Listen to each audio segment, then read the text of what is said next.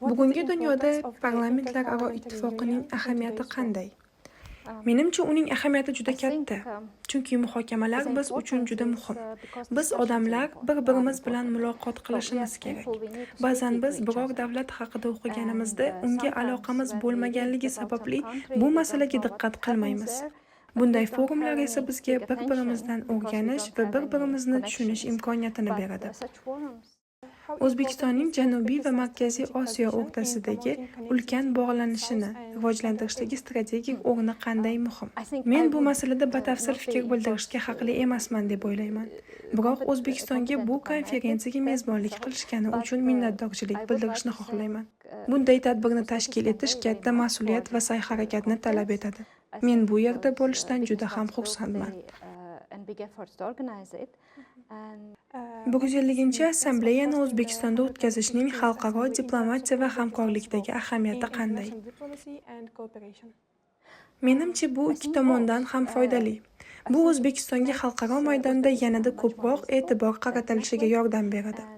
Bu mening O'zbekistonga birinchi tashrifim va men O'zbekistonga kelganim uchun juda xursandman. Xalqaro faol bo'lishni istagan har bir davlat uchun tadbirlarda o'z hissasini qo'shish va ishtirok etish juda muhim. Menimcha, O'zbekiston bunga juda yaxshi erishmoqda.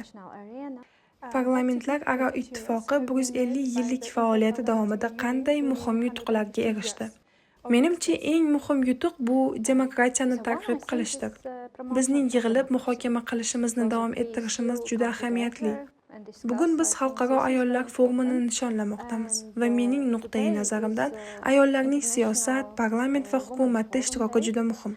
Chunki ayollar jamiyatimizning yarmi. Tadqiqotlar shuni ko'rsatdiki, ayollar ishtirok etganda insoniy jihatlarga, xususan ayollar va bolalarning farovonligiga ko'proq e'tibor qaratiladi. Shuning uchun ayollarning ishtiroki nihoyatda muhimdir. Parlamentlararo ittifoqi ayollarning ishtirokini kuchli qo'llab-quvvatladi. Shuning uchun parlamentdagi ayollar soni sezilarli darajada oshdi. Parlamentlararo ittifoqining kelgusi yillardagi maqsadlari qanday bo'ladi? Bunga batafsil fikr bildirish qiyin, lekin menimcha asosiy maqsadlardan biri bu xalqaro qoidalarga amal qilishni davom ettirish bo'ladi. Ularni tushunish va ularga rioya qilishni ta'minlash.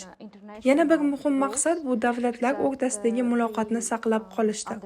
Ayniqsa hozirda iqlim o'zgarishining ta'sirini sezayotganimizda, barcha davlatlardagi odamlar o'xshash muammolar va qo'rquvlarga duch kelmoqdalar.